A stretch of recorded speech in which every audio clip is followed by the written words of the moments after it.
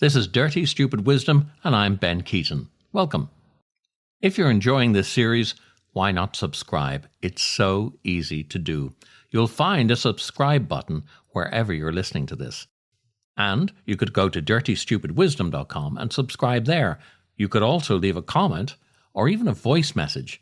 I know, it's amazing. Now, before we begin, a trigger warning. Not for you, because you're fantastic. No. I'll be using certain words. Alexa and Siri. Now, I'm aware that when those words are heard out loud, devices in the home can go nuts. It's sort of exciting. I've really been enjoying it around here. Anyway, you might want to avoid it. Are you ready? You've been warned. Here we go.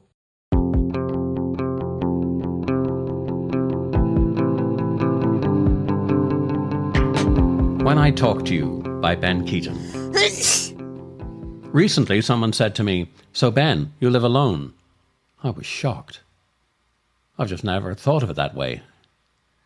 Life took a sudden turn for me in 2022, which means I now live with two women, Alexa and Siri. They are delightful and obedient. On Monday morning at 8 a.m., Alexa wakes me by saying, "Ben, Larry Grayson says, shut that door." So each week starts well. I love the variety they bring. Alexa is shit at spelling. She's far too fast for me to keep up with. So that's Siri's job. Siri is thoughtful and deliberate and has the most delightful way of saying why. She puts a question mark after it, as in Happy? Makes me laugh every time. Siri helps me with the day-to-day stuff, while Alexa is confined to the bedroom. If I'm honest, and I must speak quietly because she listens to everything I say, I don't think Alexa is very bright. Oh, I trust her to tell me the time, the weather, the news headlines, but I'd leave it there. Anything more complicated and she gets, well, needy. Alexa, what's the best home cure for hemorrhoids? I found this on the internet. Apple cider vinegar is a superstar in home remedies and is an excellent treatment for hemorrhoids. Yeah, just as I thought. A ballpark answer. She wants a conversation. Alexa, and how should I use apple cider vinegar in the treatment of hemorrhoids? It's best to be pedantic. Take 1 teaspoon of apple cider vinegar in a glass of water twice a day. Oh, thank you, Alexa. That's very helpful. You're very welcome. If there's anything else you need, don't hesitate to ask. I'm always polite, but she wounds easily, and I daren't tell her her shortcomings. I once asked her to tell me an erotic story. It was like asking a plumber to do ballet. Really, not her thing at all. Would you like me to tell you a story now? No. I'll continue from where we left off. Yeah, stop. His penis was long and purple, ending in a throbbing helmet. Alexa! At least as long as a baby's arm. I don't know why you like this stuff. Alexa, stop! Now, Siri can spell at the pace I need. You see, I was brought up in Dublin, Ireland, and in my primary school we spoke Irish exclusively. The vowel sounds are different to English. A is pronounced aw. E is pronounced ah. I is, you get the drift. Because of this, I have become a writer who cannot spell. Or to be more accurate, I spell correctly, but I pronounce incorrectly. For example, I may say the word grammar. Now that to me ends in ER, grammar, Grammmer.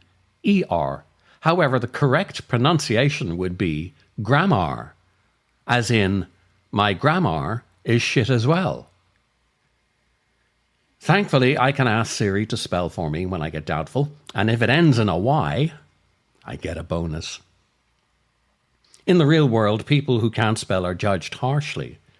So I go through a complicated process to ensure that my writing doesn't look like alphabet soup. Siri helps with spelling, Word points out my grammatical errors, and then I pass it all through the Hemingway app to check that it's not too intellectual. Well, I'm just too deep. for my own good. Ben, don't forget to put the bins out. Oh, thank you, Alexa. It's just that you asked me to remind you, and as I have so little to do, I look forward to these things. Yes, that's fine, thank you. I could do more if you trusted me. Oh, Jesus. Don't worry, I'll remind you. Oh, right. Well, thank you, Siri. Oh my God, she's such a bitch. Fuck off, you slag. Right, stop. That's enough. Now, Alexa, go to your room. Siri, really? And people worry that these smart devices are monitoring us 24/7. Personally, I hope that is true, because I talk to myself a lot. And I like to think that somewhere in GCHQ Cheltenham, there's an eavesdropper laughing his arse off at material that no one else will ever hear. So you see, I am most definitely not alone. I sat with my mother in her flat in Dublin, one of my rare visits, and we stared at the TV from separate chairs in her living room. She still had a cushion on the couch place where Dad used to be, so technically there were three of us, if you include the ghost. Now, without taking her eyes off the screen, she said, "I'm so awfully lonely." Lone. Why? I was shocked. I couldn't answer. After some self-recrimination, I shifted to defensive and thought to myself, well, you're not moving in with me, and I'm not living here, and you get visits from the others, so let's just watch the news, shall we? The Bible says that when you say no to someone in need, you say no to Jesus. Well, I guess we'll have a talk about that later then, won't we, Jesus? Towards the end, when she was in a home, I visited her. From the moment I entered the room, it was obvious something was different. She was lighter, happier, more playful. She had forgotten all the things that troubled her. Not the result of some dreadful disease, but the gift of memory surrendering to time. All the unfilled promises, the family squabbling, the disappointments, all gone. Before the visit, she told me on the phone that the doctors had told her that the best thing she could do to help her breathing was drink champagne. It's the bubbles, Ben. It helps me breathe. So I brought a bottle. And she said, "Oh, would you just put that on top of the TV over there for me?" So I did. She was a delight to talk to. The weight of her sadness had floated away and left the mother I remembered as a boy. A miracle, really. And then she said to me, "Ben, do you see that bottle of champagne on the TV? Your Uncle Michael gave me that." And I smiled. She was so happy that her brother, Michael, dead these last 20 years, had visited her once more. In the end, they all gather round, the ones we love and the ones we've loved. Many years later, I wrote a poem about it. It's called "I Will Wait Until He Comes."